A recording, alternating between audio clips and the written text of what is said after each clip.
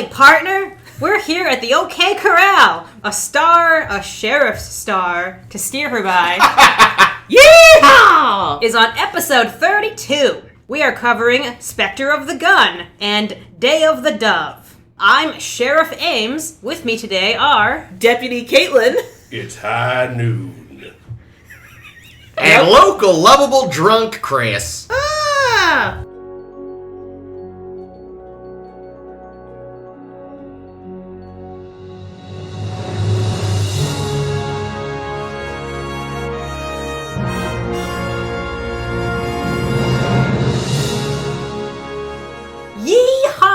Partner. Boy, howdy. So There's let's talk. a snake in my boots. Just one boot. No, that's two snake and two boots. Damn.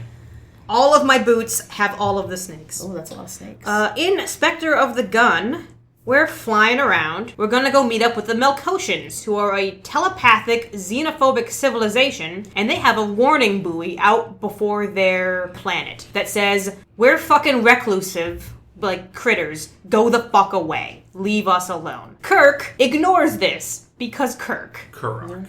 Because diplomacy beats everything, and we've got to meet these critters. Varmints.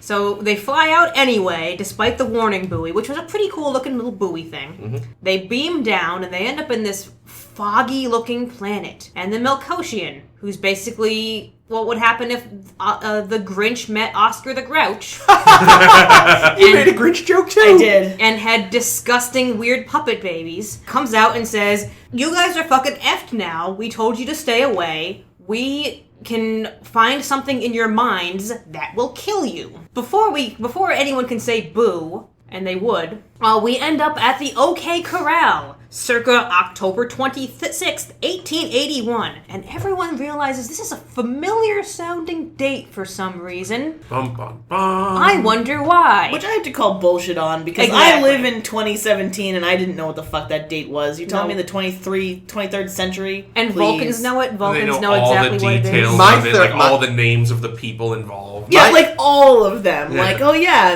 this guy and this guy and that guy. You do not. I shut mean, up. Ringo wasn't there. My first thought was it's 4 years too early for Doc Brown to show up, so... Nice. But he was in Hill Valley, California, not True. Tombstone, Arizona. Yes. I wish that we were Deadwood and Al Swearingen could have showed up and Yeah. called them all a Love bunch him. of cocksuckers. Cocksuckers. So we're at the OK Corral, and we start to realize when we... Federation Hey! cocksucker. Hey. Why? Every time I take a drink.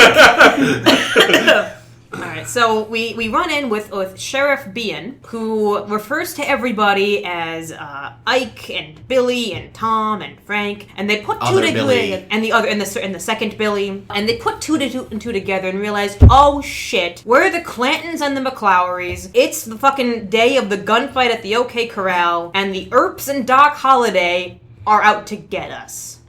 Which isn't quite how it happened in real life, but we'll get to that. We're in Tombstone, and it's OK Corral Day. It's a fixed point in time. Tombstone pizzas are nothing I tasty. can do. Every day in Tombstone is OK Corral Day. They have daily reenactments of the gunfight, apparently. Is that true? Yep. Oh, God. Really? Field Can you trip. imagine having nothing else going I was saying, on? what else does fucking Tombstone, Arizona have aside from delightful pizzas, I as Jake don't said? know. Chasing down people that they think are illegal immigrants and demanding papers? That sounds like an Arizona thing to do. Whoa. Good point. Whoa. Arizona is... Whoa. I mean, Yeah. Listen. They were doing that Listen. shit before the current presidency. At the time of the Earps, it was the other way around, and the Cowboys, including the Clantons, were stealing cattle from Mexico and Not a selling surprise. them. Rustlers. And that's why they were fucking assholes that the Earps wanted dead. So there you Wow. go. So Mexico should have put up a wall and made us pay for it. apparently they had the time. Did they? No. So Topical humor. Kirk and everyone realize we gotta get the fuck out of here, or find another way to not get killed, because at 5 o'clock the Earps are gonna F us up. They try various things. Chekov's ploy is to make out with ladies. Doesn't work well, because apparently this was supposed to be the lady that Morgan Earp was interested in. Morgan Earp eventually gets pissed off enough at Chekov that he just kills him. Whoops. Womp womp. in the street like a dog. He deserved it. Fucking Chekov. Poor Chekov. This is a Chekov getting his rocks off week. It's weird. Chekov's rocks off. Rachmaninoff. I don't know. Something Russian. And Spock realizes, wait a minute, if Chekov was supposed to be the equivalent of Billy Claiborne ran from the fight, didn't get killed. Coward. Sounds like Chekov. Totally. Granted, so did Ike Clinton. But Coward. We'll get to that. But, they don't pick that Sure. up. Jed Which one was Clampett. Ike? He went to California. California. I'm never going to get Swimming through pools the and synopsis. movie stars. All right, so they realize, wait a minute, if he died, he wasn't supposed to die, then this doesn't have to be a perfect history. There's got to be a way that we can change it. They try to leave town, but there's a barrier. They can't leave because of the barrier. They try to stay in the bar, and they get teleported to the OK Corral. McCoy and Spock had decided, okay, we'll try to rig up a gas bomb that'll knock everybody out. They make the bomb and test it out on Scotty, because Scotty's into this sort of thing all of a sudden. He volunteered. He volunteered. He wanted to get knocked out. He just wanted to inhale any fucking gas he could. He also wanted to be back in time for the fight. It's like, then it's not a very good tranquilizer if you're out for the 10 minutes before the fight. I said the same thing. Okay, great. It's long enough to hog tie some Yeah, fellas. exactly. Anyway, we'll get to that when we get to it. Hog Yeah. tie. So Dear God. Scotty inhales all the nerve gas, and nothing happens. Kirk is pissed because everyone fucked up, but Spock and McCoy both said, but it should have worked. There's no reason for it not to have worked, except that we're in this weird telepathic world controlled by the Melkotians. Obviously, they're the ones making things, work or not work. There is no spoon. There's so many spoons. My spoon is too big. Classic. So, for some reason, they decide to basically do the same thing that happened in Mud's Women and believe in themselves, and they'd be beautiful ladies. No, they would not get shot. And actually, the scene where they're getting shot is a pretty nice looking scene where they're shooting through them, through the wall behind them, and Kirk and Scotty and McCoy and Spock are just standing there until Kirk beats the crap out of Wyatt for no good reason, but refuses to actually kill him. So the Melkotians realize, oh wait, you're not gonna just kill us? Maybe we can be friends after all. Look, Chekov's alive because he's a fucking ninny, and adrenaline maybe, I don't know. Something Chekov. Everyone's okay. Why don't you come to our planet? We'll put on a cake for you, and we can all be friends. Yay! Tea party with the Melkotians. Yay! That's Spectre of the Gun kind of ish. Day of the Dove, I probably have even less to say about because it was fairly straightforward and had a lot of repetition. Yeah, I was going to say very repetitive. Very repetitive. In Day of the Dove, we're heading to Beta 12A, where a colony has tried to alert the crew that something's going on or something. There's some kind of alert. We have to check out this settlement. But there's nothing there. And everyone on the planet's realizing that this is weird. Why is nothing here? Suddenly the Klingons show up and we meet Kang. He's also been drawn to this planet for some reason and realizes, my ship is being beaten the crap out of. What are you guys doing down here? And they're like, we didn't do anything. We didn't touch your ship at all. What did you do to this colony? Because clearly you blew up this colony with some weird chemical weapon or something that we don't know. Yeah, because it left no trace that a colony even existed. Some kind of disintegration bomb. So both of them think the other one sabotaged the other one, when really neither of them have done anything except get lured to this planet. Kirk beams everybody up onto the Enterprise. He tricks the Klingons into coming up. Arranges with Spock to have them lose their weapons and get captured on the Enterprise. And everyone's pissed off. Chekov, this is fucking Chekov day, for crying out loud. Chekov thinks that Kang and his crew of Klingons were the cause of his brother Pyotr's death. And Sulu realizes later, wait a minute, Chekov is an only child. Something's going on here. Everyone on the Enterprise has fucking anger issues and are suddenly really fucking racist. Everyone, even Doc. Especially Doc. Everyone's on edge and wants to kill. And there's fights and people are getting stabbed with swords because suddenly all the weapons and all the things on the Enterprise is swords for stabbing with. Including the Chinese checkers. Including the 3D chess. And also, a coat rack? What was that thing? Because at first I thought... Lance. At first I thought it was a person that they just turned into swords. And I was like, what the fuck? Chekov is swords. Chekov's sword. If only Leslie were still around. Eventually we realize that there's this weird fluorescent pinwheel floating around that has been causing all of the problems that we're seeing. So it totally was a pinwheel, right? It was- You can oh, totally tell. I was like, it's a pinwheel. I bet you it was a pinwheel that they put through some kind of strobe effect. It's totally Q. I wouldn't be surprised. I love Q. I love Q too, Ames. Thank you, Caitlin. CQ. Olive juice. But is it Desmond Llewellyn or Ben Whishaw? I mean, they're both great in their own way. I have No idea what you're talking about. Yep. Wow, that almost harmonized. Sorry, I'm listing 2 of the 3 actors that have played Q in the James Bond series. The third being John Cleese, but he only got to officially be Q in 1 film. I don't fucking know. I'm not, Does I'm not the biggest Bond geek, so. Does that include contemporary Bond? Q? Yeah, that's Ben Whishaw. Actually, there was a 4th Q in the very first film. But anyway. Yeah, so everyone's been fighting, and they realize, oh, it's because this pinwheel monster has been making everybody see things or believe things, even though we only really see Chekov as, like, having some kind of impaired memory thing, that make them want to fight, and it's fueling itself off of our anger and rage. And racism. It's So it's much just racism. a racist cloud monster that's into this kind of thing. And they can't die either. Oh yeah, but the cloud monster heals them up. Even though Johnson got stabbed in the heart, he healed up in like 10 minutes. So that he could get back in there and fight some more. Cloud monster is also bringing us out to the edge of the galaxy again, because everything happens outside the galaxy these days. We have to stop Chekov from raping Kang's wife. That was super uncomfortable. Mara, Mara, yeah. one of them. I don't know. Yeah, that was very uncomfortable, and she could probably have taken him. Come on, Mara. I mean, she's probably it was a ruse. She was waiting for the moment to strike, but then Kirk showed up. Maybe. I wouldn't doubt that. She already had a plan. She was, Yeah, they convince her to tell Kang to, like, stop the fighting, stop, beating up. Kang doesn't believe her. There's more fighting. This is just a very drawn-out episode of fighting. This is a drawn-out synopsis of fighting. Sorry, everyone. Until finally we convince Kang that if we all just get along... Oh no, it's an after-school special. If we all just get along, the monster will go away. And so they have a hearty laugh and tell the monster, we're happy, we don't need you around, and the monster leaves. And that's the end of the episode. Monster leaves to terrorize someone else. And the Klingons are still all over the ship because their ship was destroyed. End of episode. Yeah.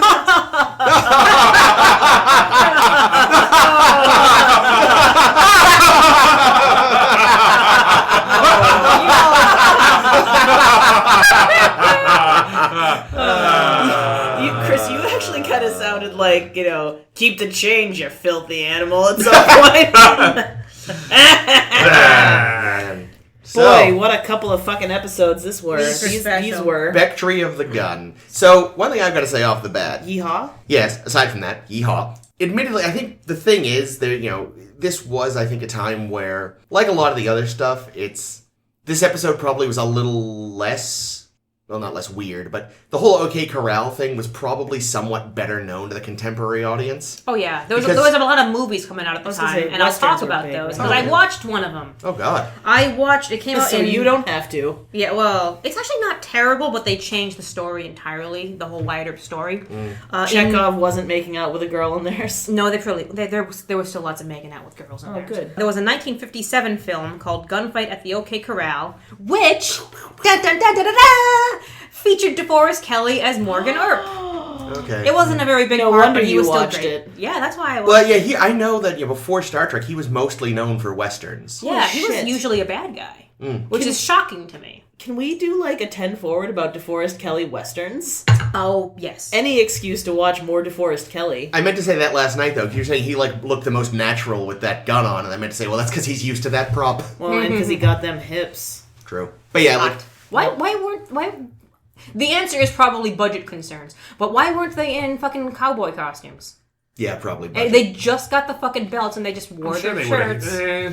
It's the Malcotians, they didn't even build a full saloon. Well, They just that built was the budget Yeah. problems, which was stupid. The saloon was full. It was the sheriff's office that didn't have any. Yeah, No, none of the walls. buildings. Yeah, they all own Except, that's right. except the fucking dentist's office, which was a full building with all the shit. Because No, even that was missing a wall. Was that missing a wall? Because They his just had the shit.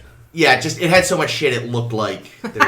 Well, Well, and I mean, that must have just been sitting around in a back lot somewhere, right? From like a Western show or something. Like, they must have just had that shit laying around, I assume. I don't know. Because if they clearly did. blew their whole budget on fucking dry ice for this fucking And episode. puppetry. Between the opening and James Doohan's camp. Puppetry? It just sat there. It didn't even have a fucking mouth. It was telepathic. That's what I'm saying. There's no puppetry. It's just a fucking thing with Christmas light eyeballs. I thought it was scary. plotting I to was scared of plotting it. to get back At those what age goddamn were you scared of hooves. it? Now. What did it look like when you watched it?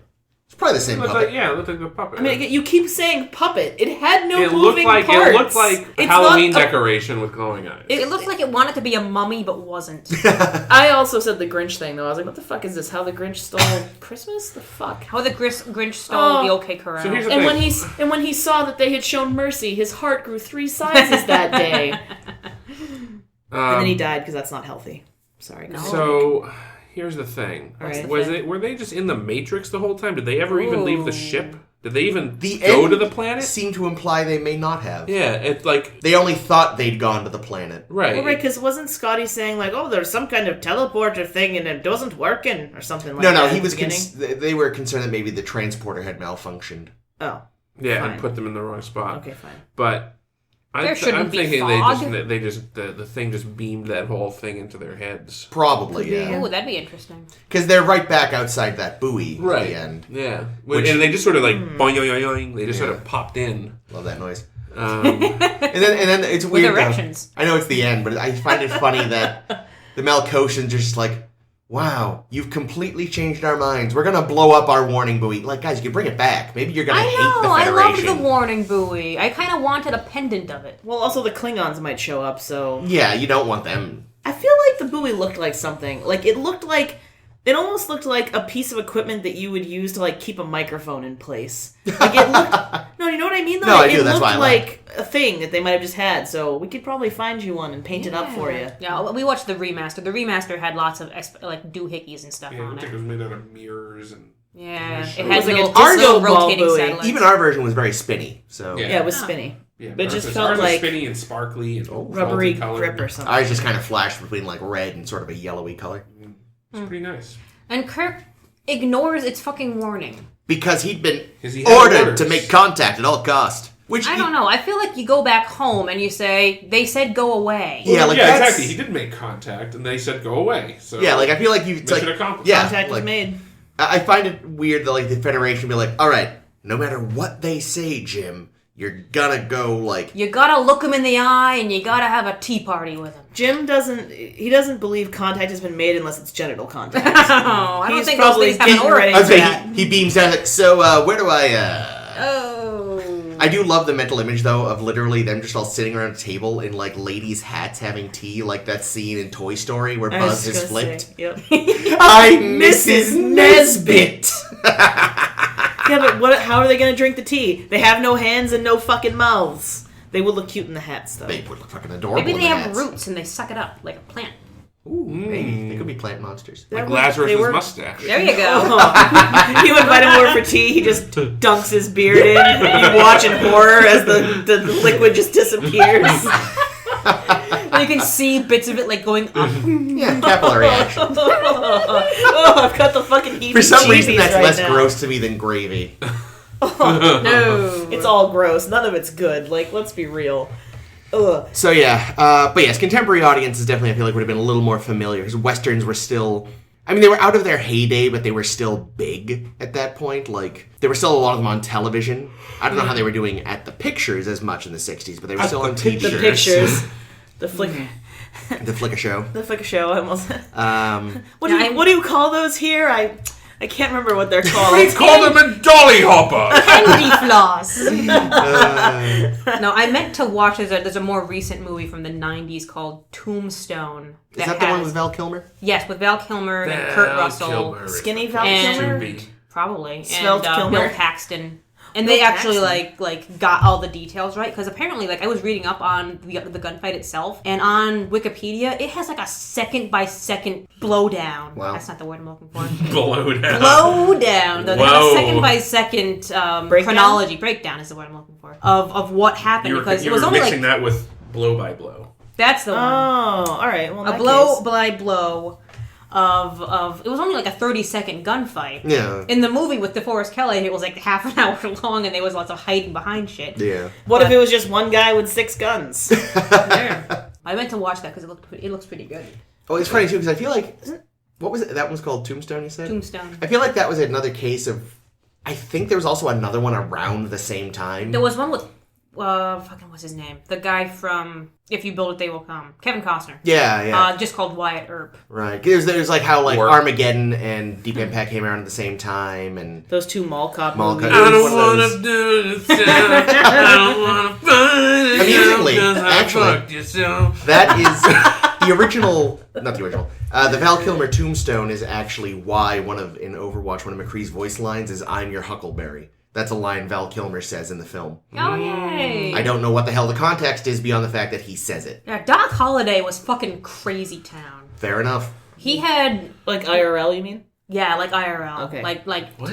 In real life. Oh, I get he it. was a dentist, but stopped LOL. being a dentist when he ROF. either got in a relationship with a cousin and or got tuberculosis and realized, I'm gonna die of tuberculosis. I might as well go out fucking crazy. And did whatever the fuck he wanted because he was dying anyway. That sounds like every old person ever. But he was 30. Well, Oh no. Holiday is what they call vacation in jolly old England. I'm going on holiday! sorry, what do you call them here? They're not called holiday here? What do you call it? No! Doc is what we call our boots. I think they just call them boots. What? Wellies. Well, no, those are specifically rain boots. Though. I know. Anyway, Rubbers! Put on your rubbers! Don't forget to wear a rubber! Anyway. So Anyway. the episode itself. It sure was. I Meg. love how long it took them to kind of realize that maybe they could fuck with history. Because it's not like they've been transported back to Earth. It's not like they were possessing the bodies. It wasn't like Quantum Leap. Yeah, there was a moment where they realized where someone gets shot, falls on the ground, and Doc's like, well, he's really dead. That means we can really die here. Does that mean that the guy who fell on the ground was actually a guy from somewhere who died? It's an excellent No, question. that doesn't make any sense. How do you prove that this is an actual guy when you're in this fucking make-believe land with they half thought walls? they were actually in Tombstone. But how could they But have there's thought no that walls! when the buildings had no walls? I said the same And thing. That's and what I they said acknowledge they don't see all the walls. Well, that's why it's called Tombstone, because all the buildings look like tombstones. No, it's not. I had said that when we were watching it. I was like, why do they assume that they're actually on Earth? Like, or this is actual history? Like, why would you even consider for half a second that you need to maintain the actual, like, facts of history? It's crazy. No one seemed very surprised also that the trees cast a shadow on the sky. I honestly didn't notice that. Yeah, the whole time during the final battle when it was thundering and there's a lightning Yeah. storm. Oh, you're right. You know what? I didn't think about Every that. time but the yeah. lightning flashed, you would see the Tree would- shadow of the trees on the sky. It was Now- pretty It bad. was kind of Brechtian. Is there any record of whether or not the Earps and their friends actually did just all stand at points on the way to the fight and join each other like that? Like, it was very artistic, some but kind it of was just... relay race gone wrong. Yeah, it They was like... kind of looked a little robotic, too. Like, yeah, especially at the end. Like, Yeah. meh, meh. The other thing that didn't really work. So here's the thing. Actually, funnily The enough, whole episode. I actually kind of liked this one. I think not necessarily because it was good, but because when I was a kid, I feel like this one just happened to be playing in reruns the most, so I saw it a lot. So I have a weird sort of fondness for it. But their whole thing is like, wait a minute, if we don't believe it'll kill us, we'll be fine. Which, all right. But I that don't doesn't know. explain... That's not all right with me. That doesn't explain why the gas didn't affect Scotty. Because he thought it was supposed to. That's you know? true. He's like, as far as Scotty's concerned, he should have been knocked out. So he's just like, bleh, well, but he might have had doubt because Kirk had doubt. good point. Oh. Because Kirk was like, I'm not sure that. Okay. Because even the slightest doubt. Yeah. Maybe- But this is doubt in the opposite direction, so you've actually made that make sense. Fuck. Yeah, Good no, for I like me. that. Good job, Nailed it. Caitlin. Yeah, Thank you. Shit. Fix the episode completely. Nothing wrong with it now. It's perfect. Well, I don't know about that. But, yeah. I didn't love the, like, if you don't believe it, it won't happen thing. It was just kind of like, it's kind of cheap. Let's take Just the like Venus this drug set. and be pretty again. Oh, wait. It's only placebos? I mean, it does make a little more sense That's here, about- especially if you assume they are just sort of in a Matrix scenario. That it's like, okay, yeah, sure. Everybody knows if you die in the game, you die in real life. The body can't survive without the mind. Thank you, Jake. Not like this. Not like this. I think I covered most of my notes in the synopsis, honestly. Okay, well, let's talk about Melkotians a little bit. Mm-hmm. No, there was something that the Melkotians said that I thought was kind of cool. They said that they had ventured into space before, and they returned immediately. So I think these are the smartest critters in fucking space. This place sucks. They come out there, they realize, oh god, everything out here is disgusting. There's jizzing on planets. There's Klingons and Romulans. We're gonna fucking stay home and just put a warning out that say go away. Yeah. They are geniuses. Mm-hmm. That is pretty smart. Except for their faces. Their faces there's something wrong with. Well, that's not their fault, though. That's just genetics, you can't help that.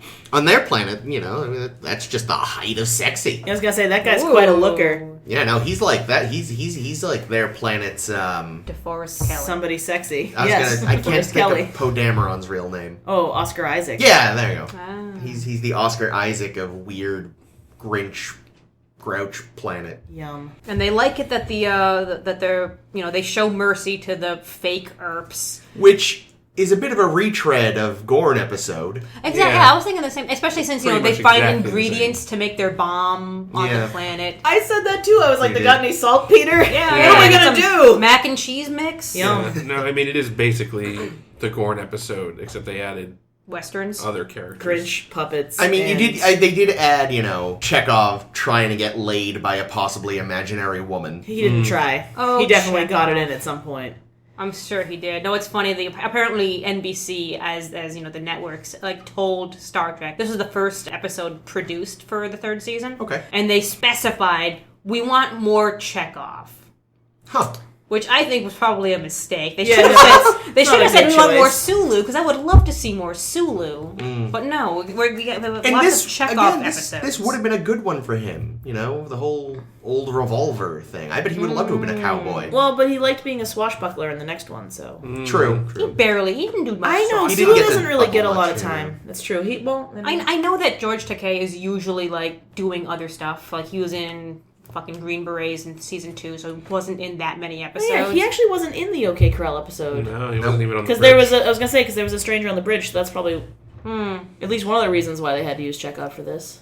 Well, they want to check up anyway. I just think a lot of times Takei is a busy boy. Walter really did hurt himself a lot this week, though. He did There a was good a fall lot. down. Yeah, that face plant was really good. It actually was good, yeah. I remember at the time, I went, good fall. Yeah, he did. And That's I the was one just thing he's sobbing. good for. I was like, he's What not... are you sobbing for? Oh, I don't know. I was like, oh my god. I was like, he's not really dead, is he? And Chris was like, of course not. I was like, well, no. I mean, I know he comes back. I mean, I know he comes back, but I mean, there was a minute where That would be great if they had actually killed off Chekov during the show, and then he, sort of like what they did with Leslie. Leslie, he just shows up and No comes explanation. back the next episode. Nice. killed off Well, Chekov. it's because he didn't believe anything on the planet was real except the woman. Chekov thinks only with his cock.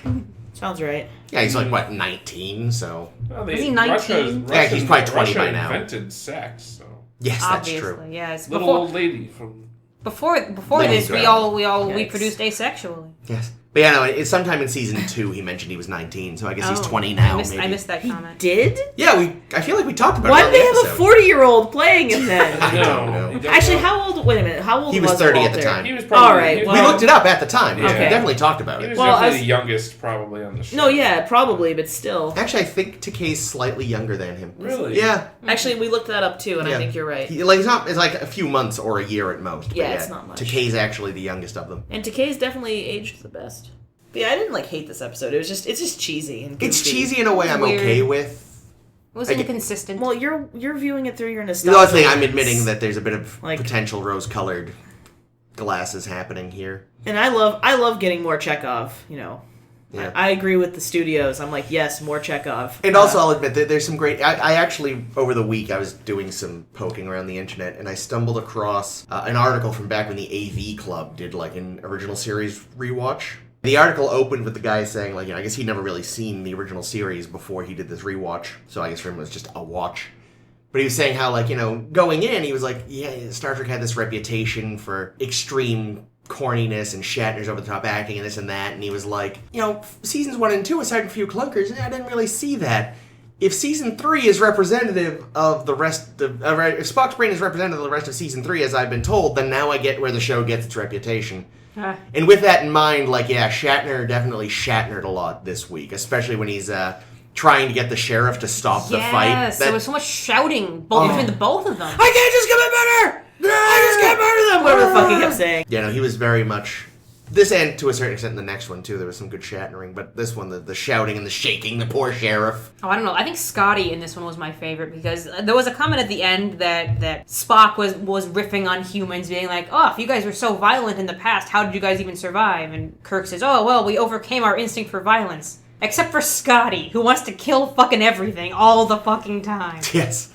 Well, he was so ready to kill the Earps every single second of the day. He'd had too much bourbon by then. He loved the bourbon. He did develop a taste for this. So bourbon doesn't exist in their century? Well, I'm sure it it's does, but... old school bourbon. It's sort of like how the Greeks used to have to dilute their wine 6 times over because it was so strong. It's probably It's probably 180 proof bourbon. It was made in someone's tub. It's just gasoline. Yeah, basically. It was, it was a sad day when they realized they could power cars with it. That you're supposed drinking it. That you're supposed to assume he really has only drank scotch up to this point. Since he was a wee bairn. Yep. Or maybe in the future, corn has gone extinct.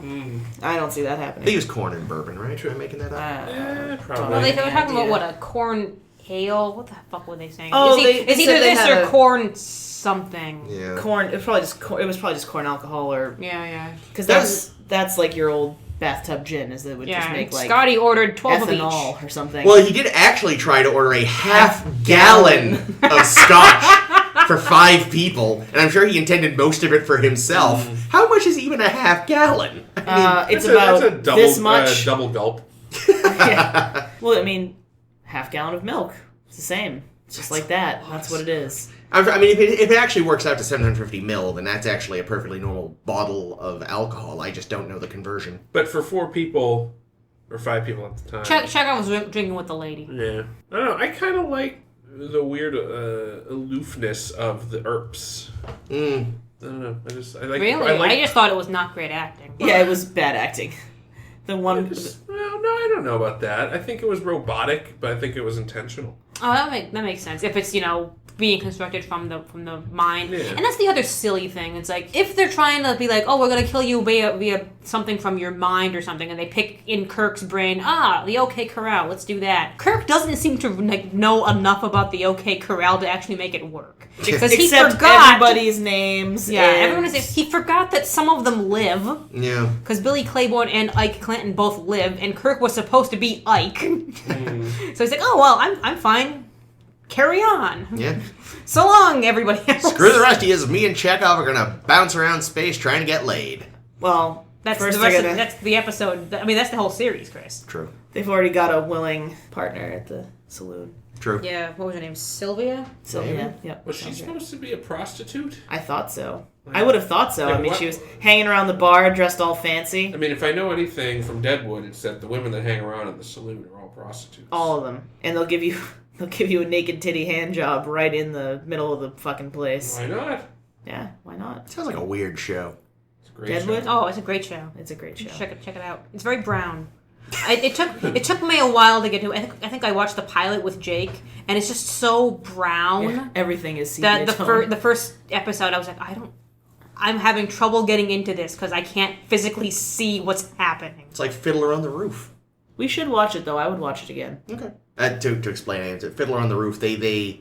The movie? Yeah. Okay. The director was having trouble finding a filter he liked. He wanted to get a specific sort of sepia/brownish tone. And ultimately he found that he got a specific color of women's tights and just stretched that over the lens of the camera. Really? Yes. But what color were the tights? I don't know exactly. Probably just nude. He actually saw them on one of the women and was like, Take those off. Yes. And then he bought more. That's how he tells it. I don't know if it's true. For the woman or the camera? Yes. But yeah, so that also, similarly, if you watch it, has just sort of this brownish tint through the whole thing. Fascinating. Sepia tone. And a woman are the same thing. If you treat the camera right, she'll make love to you just like a beautiful woman. I don't know what's going on. Jake is stuck in Soldier 76 voice again. We're all soldiers now. Come here and get stabilized. Fucking love that shit. Fuck, I lost my train of thought because of that. I don't know. Do we have... I mean, it's high noon.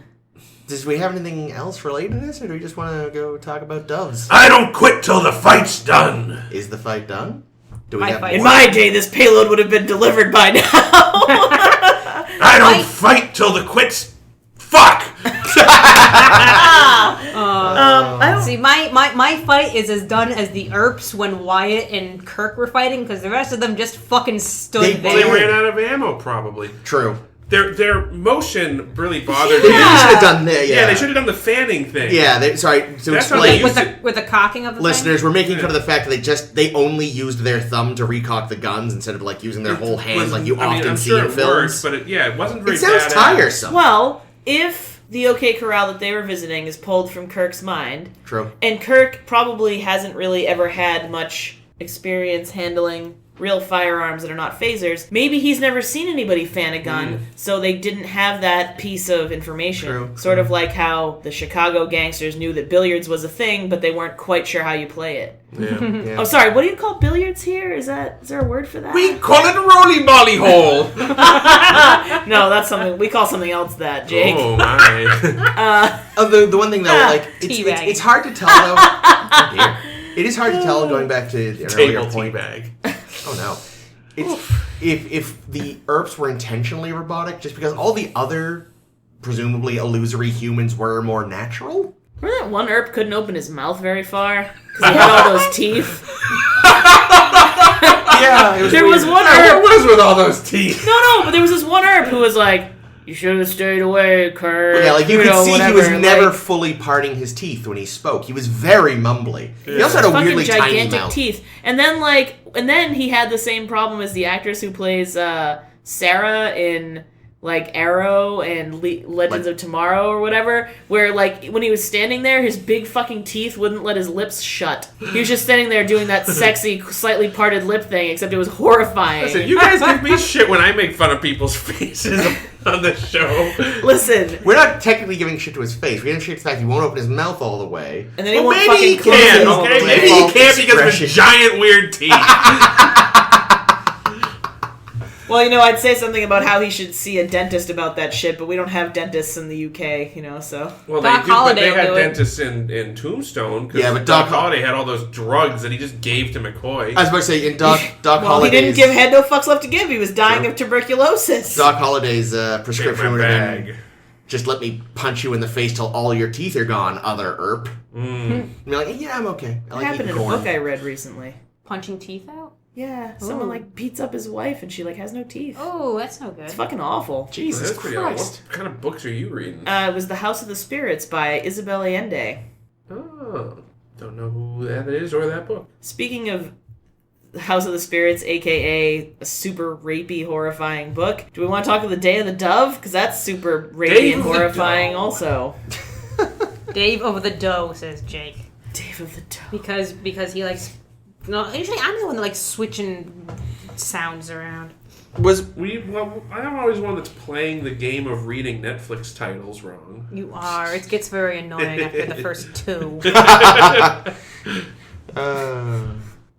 What to say about Day of the Dove? Well, for one thing, and if this wasn't obvious, then I'm sure Chris will have another freak out. Kang was again supposed to have been the other one that we had met before. Really? Kor. God It was damn supposed it. to be Kor, and we would have met Kor a third time, but the actor who plays Kor was not I was available. wondering why it seemed like Kirk and Kang knew each other at the beginning. Like, they acted kind of like they knew each other. I mean, if the episode was originally written for Kor, that would make more sense. I mean, at least this time it was the actor wasn't available and someone was going, that doesn't seem believable, I know, that was very upsetting. So, like, this time at least it was actor conflict. And, I think in terms of... I'm glad that we got Kang, because Kang is my favorite Klingon so far. Is he? I mean, we've only met, 3? Yeah. Oh, and 3 plus Mara, Yeah. who wasn't a great Klingon, honestly. No. I don't know. She was just I a think woman. that Well, no, there I was- just got that I felt like there was more of the Klingon DNA displayed in this episode.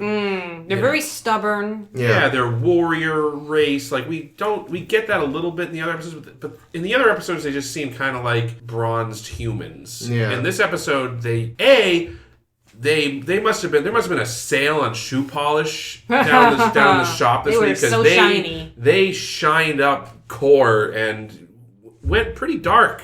Like it was, before that was now bordering on minstrel. There. Well, I was actually saying that. I was like, if it's technically because technically the Klingons aren't black, right? They're another species. Yeah. So does it count as being racist if you brown up people to wear it? I mean, I don't think so. I mean, and there's actually, but there are also black Klingons. I've always wondered that. Like, is Worf a black Klingon?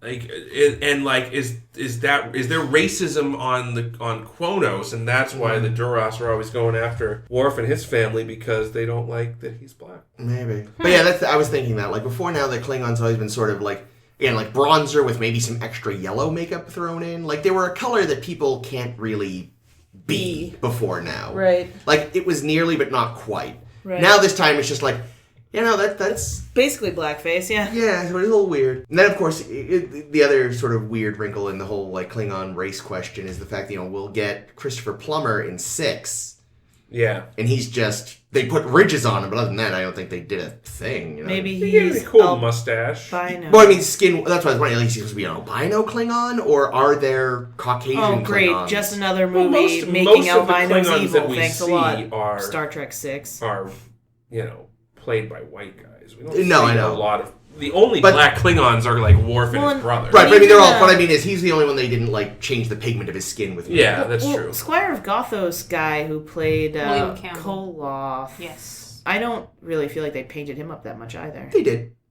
They did some. They little bronzed bit. him. Yeah. If you do side by side between him and Trelane, it's like, yeah, different. Well, but I Here's mean, my like- guess. But I mean, like, they definitely bronzed up, say, the women playing the Native American ladies significantly Yeah. more than they had bronzed him, I feel like. well, That's they for they, damn sure. they bronzed up Mara a good amount. Yeah, and it Mara rubbed was, off on Chekov. Something awful. Oh my god, yeah. During that scene, he got it on his hands, and you could see it There's on a the big wall. Yeah. brown handprint on the wall. Because Chris goes, the soup is still on the wall. And at first I was like, holy shit, are they really still doing that? I didn't even realize Oh it yeah, was no, I didn't because he think had it was brown actually makeup. the soup, but I didn't know what the hell it I was. didn't know what You're it right, was. though, yeah. Her makeup was great, actually. Yeah? Her eye makeup was really The good. eye- Because the she eyes had looked kind good. of a cool, like, forked eyebrow thing going on. She had fierce liner, it was dark, and then white liner. I was really into her makeup. Kang had really great eyebrows. His eyebrows were like 2 inches tall. Yeah. They were very Some fuzzy. thick ass motherfuckers. Yeah, I don't know. I just feel like they're getting a better sense of what the Klingons will eventually become. Yeah, they even mention they've still got a dueling culture. So Yeah. it seems a little less weird when later on we start seeing Klingons carrying around knives and batleths and whatever the hell else. Amusingly, I remember when we first saw the Klingons. Actually, when we very first saw the Klingons, they had a different transporter effect, at least in our version. Yeah, that's right. I they think did. yeah, I think they Like it did. wasn't Yeah. sparkly; they just kind of It was like a phased in. flickery gold. thing. Yeah, it was. It was yellowy as well. It But wasn't- I think it's kind of cool that there's, other species have different teleporter effects, whereas I feel like as the series goes on, everyone just kind of has sparkly, but maybe it's a different color sparkle. No, I feel like the Klingons have a very distinctive one. At least in the movies, the Klingon transporters are distinctive, where they're like They that might be. red thing that sort of like parts. Oh, yeah, But yeah. even the Starfleet ones do that; they're just blue. No, is that true? Yeah, like in the very first in motion Yeah, maybe picture, you're it right. has this weird psychedelic flower thing. But from What? 2 through 6, Really? they do that weird parting diamond effect. Do you know what the effect that they used for the transporter in TNG was? Just glitter in a solution swirled around really fast. Nice. That's great. I like that. Doing like a like good a lava practical lamp. solution like that, I love that shit. Yeah. I love stuff like that. But yeah, so the Klingons have their own transporter effect. But then I noticed they had little things on their belts, and it's like, oh, they reused the agonizer props. That's kind of funny. But then they actually use it to agonize Chekov. Chekov. So Yeah. it's Chekov, still. Chekov is always in terrible pain. Well, Koenig does a good scream. Hmm. He does a good little pain, like ah. Only good, not what I just did. How presumptuous of Kang though to come down to his ship is fucking destroyed basically. Yeah. It's Exploding. adrift. There's 40 people left. Yeah. Yeah. He beams out to the planet and has the balls to walk up to Kirk and say, "All right, I'm taking over your And ship." he slaps him in the Yeah. face. Like, You've dude, got 40 people dude, left. you're a Klingon. You know, if this as you believe had been a battle and you lost, there's no way you're taking the Enterprise. Listen, Klingons don't fucking give up. No. I don't like they even say like when Kirk gives up and is all like, okay, we're your prisoners, sure, whatever, why not? I think he says like, ha, Klingons would never have given up like that. Roar. Yeah. Look at my eyebrows. I loved the Spock beam us up with the really obvious, like, I'm holding down a button. I was like, way to telegraph that, Kirk. I mean, I know it was for the audience, but I was like, you're telling me none of the Klingons noticed that shit at all? They don't know what buttons are what. Maybe that's the off button. I mean... So that turns on the vibrator part. Why in this episode, like, I know why story-wise, but what would the in-universe reason be to have the vast majority of the crew in one part of the ship that can be cut off from the rest of it? Birthday party. Yeah. Oh, yeah. Someone made another cake. I love it. They had leftovers from the tea party with the milk potions. Or they could have been in the bowling alley. There you go. There we are. Everybody was just having a little bowl off. Here's a question in the same vein. So they bring the Klingons up, and they just put them in the fucking crew lounge. Yeah. Instead of the brig. And there's only like 40 of them. Like, And they could have put them anywhere. reprogram the replicators for their tastes. Yeah. So very And friendly, the Federation. I like that the how to beam them up when it's orange light effect going on is you beam them up so they're turned away from you. Yeah, that was clever. That was a good funny. idea. And their weapons are gone too, but the They fact that weren't they're gone though. They weren't gone. The security guys that came in had to take their weapons from them. Oh, well, that's dumb. Yeah. Why can't they separate even noticed that a one of weapon them- from somebody in space? Like, one of the security guys didn't take the weapon from his Klingon, so you just have the actor still holding the weapon, and then finally the guy's like, oh, right, I'm supposed to take that. That's funny. I missed that too. That's cute. What I thought was horrifying was that they were able to just beam them up, but like leave them floating in fucking Yes! space. And Fucking Chekov was Chekov like leave them to die. Leave them They suspended in killed transit. Pietor. And I was like, holy Well, being shit able balls. to- That's being able to- horrifying. Keep a pattern in a buffer is often used in an emergency measure as well. It can be very useful. Yeah. As Scotty will discover. Scotty uses that to great effect. I was like, whoa. Oh yeah, it's an existential nightmare. Yeah. There's Like, actually a whole episode of Enterprise based around that. that's worse than being in millions of little pieces floating above everybody and appearing on the other side as a little person. Not a little person, an candy actual bar. tiny person. Candy Yeah. bar. So, we got to see the dark side of some of our... Yeah. Characters. McCoy True. got racist Really fast. quick. And I have to say, I know he's a Southerner, but he really pulled that off well. Like, I was believing that. Well, and it was weird too because I feel like one of you said that Chekov seemed to be the only one that was having his memory distorted, but I also feel like Doc's perception of the wounds was distorted because I don't know about that. No, I think it was just literally healing them. Yeah, but- the creature was healing them very fast so that they Oh, wouldn't die. I know what you're talking about. because there's this one. Yeah, sorry, I'm talking about a specific, but I hear what you're saying, but that's not it. Okay. No. When he's like they've been tearing them apart like animals. Yeah, like when once someone's down, you don't just keep hitting them. It's like they struck him once with a sword. They Yeah. didn't. Yeah, what You was know? it, Johnson, that they stabbed once? And Yeah. But yeah, I think that just Granted, like... it was in the heart, they said. No, well, but the first guy got slashed across the chest, and I think that was the one he was checking out, and he was like, "Wow, Jesus, like animals." I'm No, like, that was Johnson, the one who just got jabbed once. But he didn't get jabbed. He got slashed. We saw it happen. No, he got jabbed. Someone got slashed. Someone else did, yeah, but... Well, fine. Anyway, the point is, I was wondering if his like level of freak out was because the amount of damage was distorted through his view. Like, obviously, That's interesting. like if he was wondering if he was seeing them as being like just Mangled. ripped to shreds. I just thought it because- was an odd choice that we hear, Pavel going on and on about Piotr.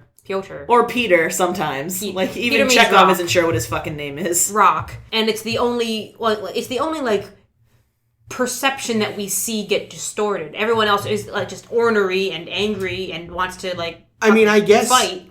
believing there's a colony at whatever that That's planet true. is. Because, as we know, Kirk knows everyone in space and surely also would have every colony memorized. That's true. It's a good Spock point. would. Yeah. Spock would not. So it's kind of like that Kirk trick might not. those little asshole kids pulled and the children shall lead where Yeah. Kinda. Where they made them think they were still The orbiting. planet did have some great feather-looking plants, though. did. Those Yeah, are kind of feather nice. I wanted those. I didn't notice. Oh, I would say go back and well, watch. I know. It's just no, the first scene. Never again. No. I'll find a screenshot. All right, that's perfect. Thank you. Much better. I like Star Trek. You do. So here's the thing. So the alien the pinwheel alien. Yep. It was going to keep the humans and Klingons alive in perpetuity just so they could fight. Yep. Keep fighting. Keep giving us hate energy to do whatever. And go outside the galaxy for no reason. But the Enterprise was going to run out of gas in like 10 minutes. Yep. Why was that happening? Just for some unearned additional... Didn't we just replace the fucking dilithium crystals like 2 weeks ago after Spock fucked him up? These are shitty dilithium crystals. Yeah. Well, Klingon crystals. If this was some Meineke shit, you'd be going back and demanding your money or some new dilithium crystals and shit. Well, it sounds like if you really push them hard, like if you go full bore for too long, that drains them. But were they doing that? Yeah, Melvar there was pushing the ship. Yeah. With 4 R's. I think I've been to enough conventions to know how to spell Melvar. Okay, I didn't realize. Actually, I think I asked that earlier and you said the same at that time, and I forgot. So, speaking of Derp. Sulu, I kind of love that he is the only person that knows that Chekov doesn't have a brother. They're buddies. They probably talk about No, it's funny though. It's like that really gives the idea that they sit around and talk all day and no one else talks to Chekov, really. No, like if they don't have to. No one work next to each other. Yeah. He's stuck listening to all these Russian tales. He's too busy trying to fucking, lay pipe everywhere to get to know anybody as Chekov, I think. He's like, have I ever told you that I was an only child and was very lonely? Yes. Console me. Aww. Well, I meant that was to the ladies. Oh. Not to Sulu, It's but... to Sulu, too, I think. I'm just going to make an observation about the third season so far. It sucks. And maybe this is just me. But I feel like one of the things that has been maybe not as pronounced or not done as well as it was in the previous 2 seasons has been the scoring. Like, I don't know. I feel like the music? Yeah. Yeah. I feel like the scoring has been weak in the last. You're right. In these few episodes. It's been inappropriate. Yeah. Like there's been moments where in episodes that maybe have had, like, I feel like they've been using more lighthearted music even in scenes that are not supposed to be lighthearted. Like, there was a lot of that sort of, because they were trying to do, like, the Western-themed music in the other episode. And they stuck with it even when shit was, getting a bit more dark. And it's like, maybe you should have moved to something more tonally appropriate. Somber. I mean, that's something that I feel that they did really well in the previous couple of seasons where they, even when it was goofy, even when they were using it was at least appropriate. And it really felt like as an audience you picked up on that. Yeah. You felt it informed the scene. It made the scene feel more impactful. The music, and I just feel as though in these few episodes I haven't felt that way. And I used to always notice when the music was appropriate. I hadn't thought about it as much, but now you mention it, it's not been as on the ball. Yeah, there's a great comic that has has a bit where if you're noticing the sound design, it's because it's bad. If you're not noticing it, it's because it's doing its job. Yeah. Is that from Q to Q Comics? It is from Q to Q. Good.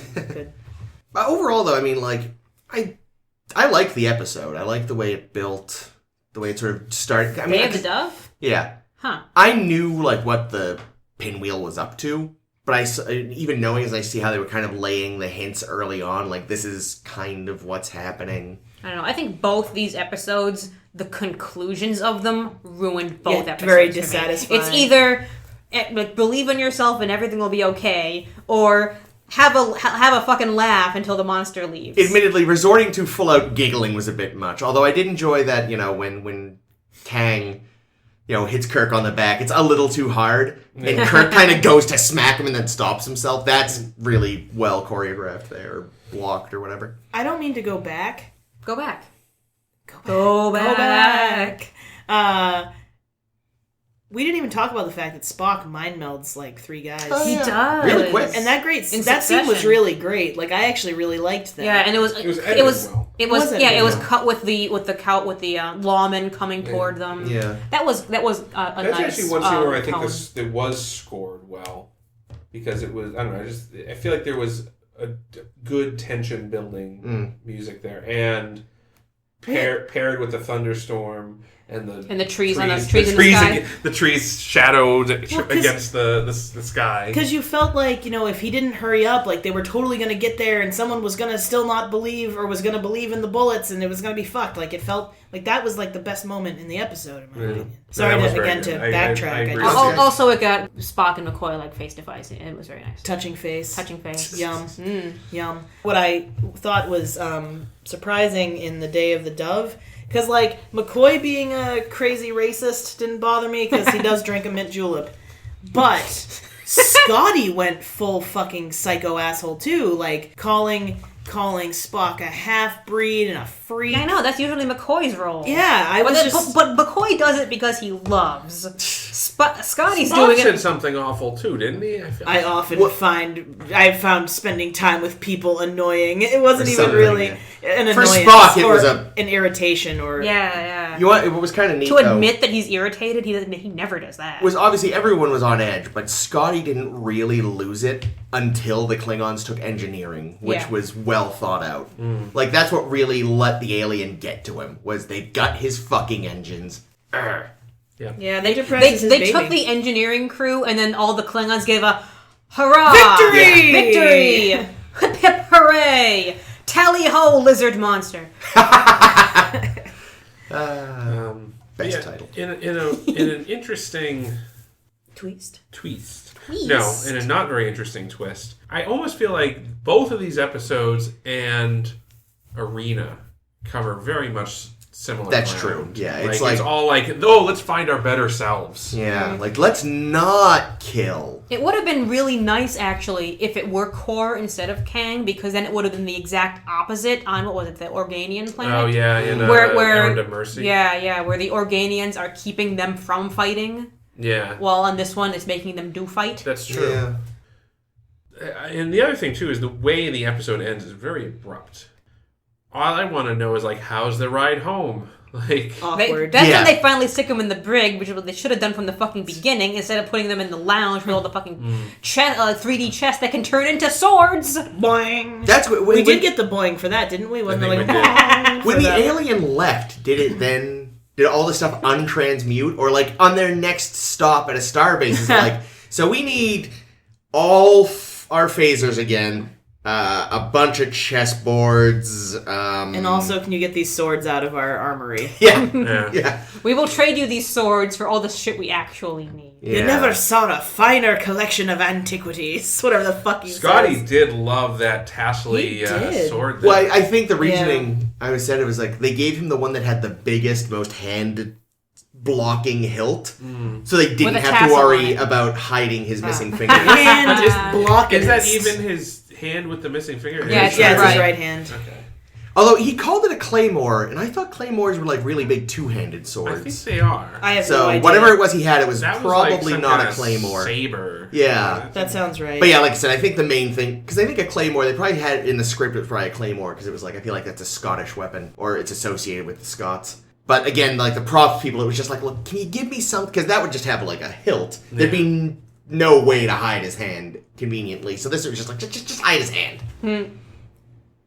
What I thought was interesting about this episode was when the Klingons are like, no, the Federation has taken us. I've heard about their death camps. Oh, so it's like everything basically that the Federation thinks about the Klingons think about them too. It's all propaganda. It's all propaganda. Which is what happens in every fucking society. Although Star Trek does sort of end up betraying its own principle, because eventually we find that most of what the Federation believes about Klingons does seem to be true. Oh, well. True. Did they do experiments though? That part might not be true. But everything else, like I think they do have like horrible prison planets and slave labor, and Kang himself was like, I will torture the fuck out of people. Well, he was also willing to sell his wife out too, like. Oh yeah. That though did feel very Klingon, like just victim of war. Shit happens. I'll get a new one. Yeah. Speaking of the wife, when fucking Chekov was Chekov, you fool. Even if he's not in his right mind, and you know, Kirk and Spock say, well, he's not himself, therefore we can't reprimand him. He still went directly there.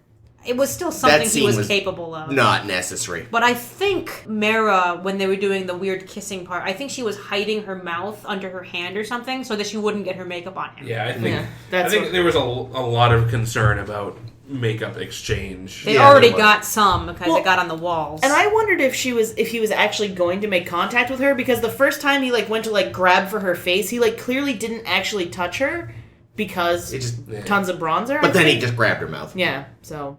Yeah, but he definitely had a handful of brown makeup by the time. How are Klingons to their women? Would that kind of forceful taking be a Klingon standard? Women are largely depicted as equals in Klingon society and other things. She's the science officer, too, she said. I missed that. Yeah. Yeah. Yeah, my wife in science I mean, officer. they're definitely always shown to be capable warriors. Although maybe not quite equals, because women can't serve on the High Council. But so maybe not politically, but they are. The Romulans seem to be ahead there. Oh, that's what I was thinking of. Are the Romulans really shitty to their women? I feel like at some point, one of our the Ferengi don't let their women wear clothes. Yeah, the Ferengi are monsters. Yeah. Well, because it's illegal to be nude outside your home, so it's a way to keep them in their homes. What the fuck? The Ferengi are terrible. Fuck you, the Ferengi, you there's big-eared this episode pricks. of DS9 Kind of where Quark's mother comes to the station and he's appalled that she's wearing clothes. Females. Ooh, man. All I know is that Klingon sex is as violent. Yeah, well, that's the thing. Maybe that's also what I'm thinking. They're of. you're likely to have require medical attention after. So Spock would be into it. Yes. He could They take have it. very, very Hit me, Chapel. rough coitus. Coitus. Can you even call it coitus if it's that rough? There's biting. I think it's just gotta be fucking. Like skin breaking biting. Wow. So the Klingons are. At least they don't have the fucking Freaks. Ferengi teeth. It's kind of like when I feel like it's kind of like in Jessica Jones, how when her and Luke Cage realize they can both take it, they just go to town. That's the best scene in that show. I mean, I not literally. I still have but to it is see that. It's the best. It's so good, It's dude. Watch J-Jo. Have me over when you do it. We can watch it together. I might have to. I mean, generally speaking, it's just on its own. It's an amazing show, just full stop, and it's definitely Full stop. of the Netflix Blow by blow. Netflix Marvel shows. I would say period. the best one. Well, we don't have those in England. We have Full sentence stop. stoppers. Full stop. Full stop. Sentency-wentency stopper whoppers is what we call them over in jolly old England. Go on, Chris. But yeah, yeah. What the hell were you talking about? Klingons? Klingon mating habits. Klingon fisting habits.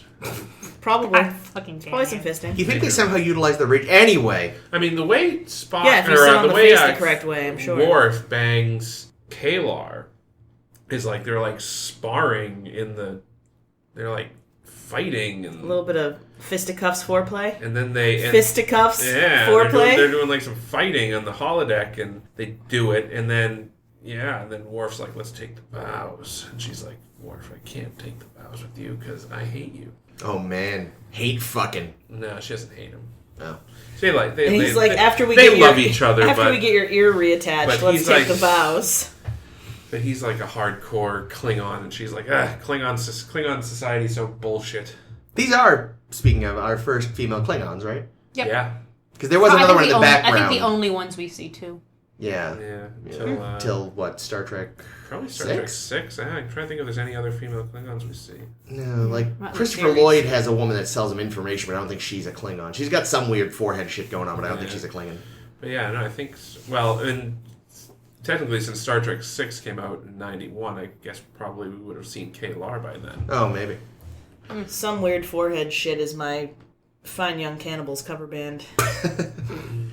I made one joke when Johnson, our good friend Red Shirt Johnson, before he gets fucking stabbed a little bit, they just start keeping, giving jobs to him, go and rescue all the people who are stuck in whatever room got fucking Below barricaded. decks? Below decks. Go save them and do this and do this. I'm like, wow, is he Jared Kushner?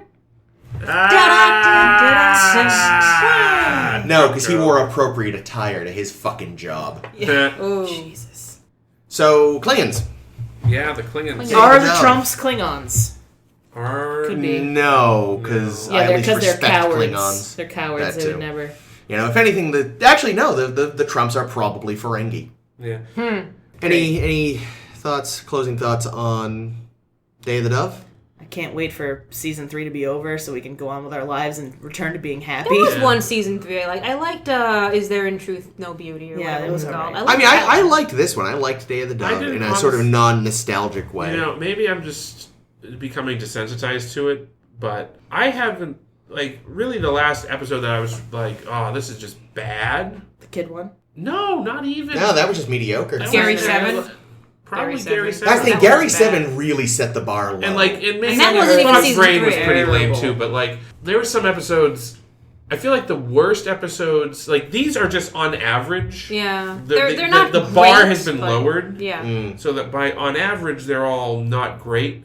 And they don't touch some of the better episodes of previous seasons, but some of the bad episodes of previous seasons were way worse. Than Yeah. these. Definitely. That's true. Is the apple still your worst, or has it been replaced by Assignment Earth? And if so... No, Assignment Earth is hands down the worst episode of Star Trek. But does it count since it was We haven't hardly got a Shades Star of Trek Grey. episode? no, that's true. I think Well, that, I think original that makes Star it Trek. worse. I think that's what makes it so bad. Yeah, that's true. They were like, oh, let's make a backdoor pilot. Then it was a just huge heaping pile of shit. They build it as Star Trek, so it counts. And again, it's definitely the worst because, as I said on the episode, it's the only time I have regretted this You project. know what annoys me about Assignment Earth is that they knew that they were getting a third season, yet they still played Assignment Earth. And I'm sure, I don't know if they knew Assignment Earth wasn't getting made at that point. Maybe. Or whatever. But they still allowed it to exist. I mean, they had clearly sunk money into making it. Yeah. So why not? Yeah, there was a lot of nice property happening there. And a kitty cat. Well, again, I mean, I think because it was Meow. set on contemporary Earth, they could probably just pull more stuff out of storage.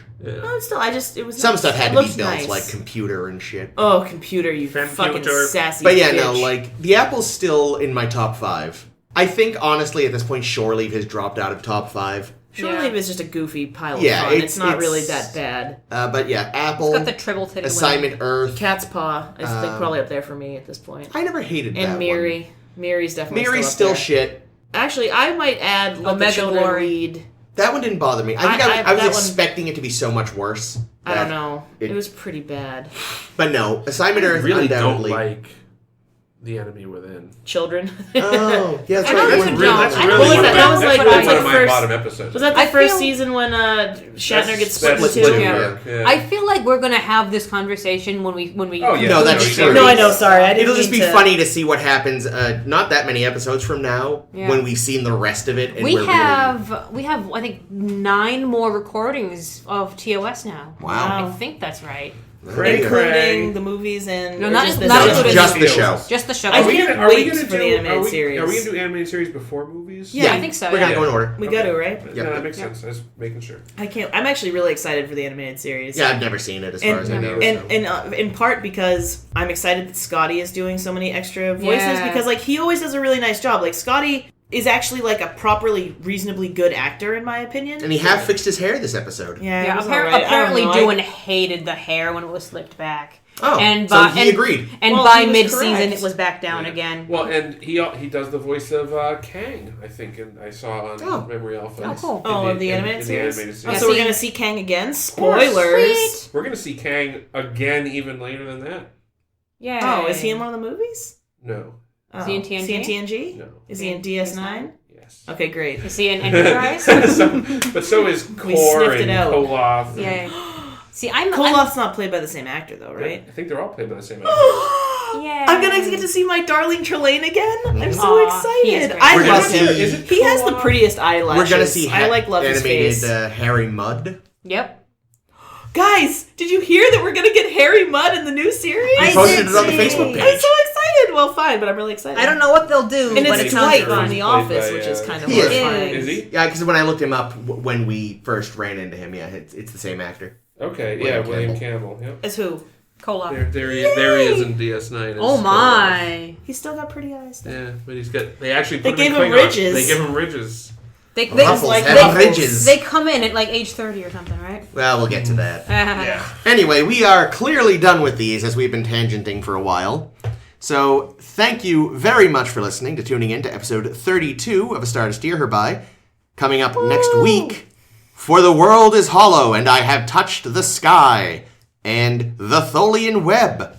I'm sorry, what was the first episode? For the world is hollow, and I have touched the sky. Okay, but like, doesn't that sound like something Jeff Bridges would have said in Tron Legacy? A little bit. I don't think I'm wrong. No, you don't. Go on. Yeah. I think it's a great Apologize. title. Tholian Web is a classic. It is. Hopefully it good? actually holds up. Yeah, I hope so too. It's on. It's early. You usually see it listed as one of the good ones. Yeah. Anyway, for a star to steer her by, this has been Chris. This has been Ames. This has been Caitlin. And this is always Jake. Do please find and like our Facebook page, Star to Steer Her By. We are on Twitter and Tumblr as SSHB Podcast. And subscribe to us on your favorite podcasting platform. And tell your friends. Yes. And your enemies. Yes, and your coworkers. and Koloth.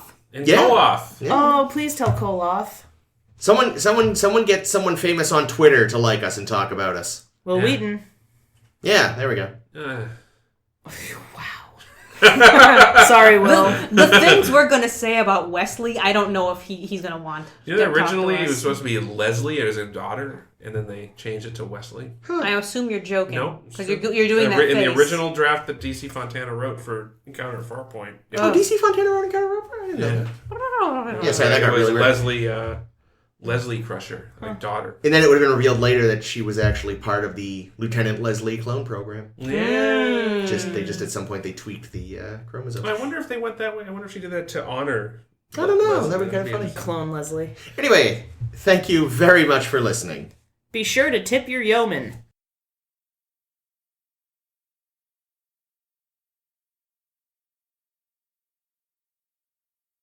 That's worse than being in millions of little pieces floating above everybody and appearing on the other side as a little person.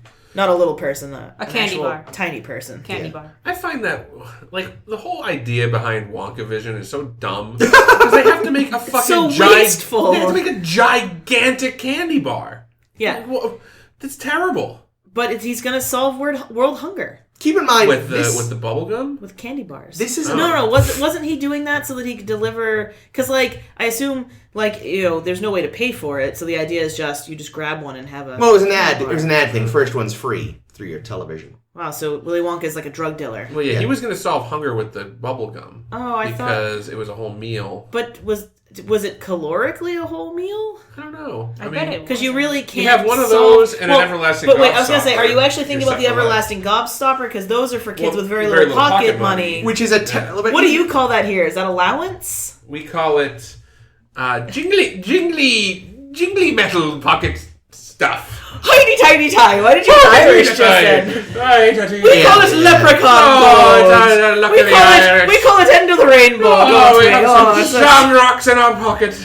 trying to get your shamrocks off. Oh, But yeah, no, the everlasting gobstopper just seems like a bad business strategy because. Yeah, but like eventually, you've kept it in your pocket. It's got Yeah, fuzz kids, all over kids it. lose shit all True. the time, Sham and they'll rocks. swallow it because they're It's like dumb fake kids. rocks. Yeah. Shamrocks. It's like Those aren't rocks. Those are shamrocks. we don't call it fool's gold. We call it shamrocks. That feels like something. What's his name from that fucking show? Aziz Ansari. You know how he talks about like how he doesn't call the food the actual food. Oh, in Parks and Rec. Parks and Rec. Yeah. Call it. I don't call it a chicken sandwich. I call it chicky chicky boom boom or whatever the fuck. I feel like he would call fool's gold shamrocks or something. Or I guess it could be like for cubic zirconium too. Those are shamrocks too. Anyway. Anyway. Hey.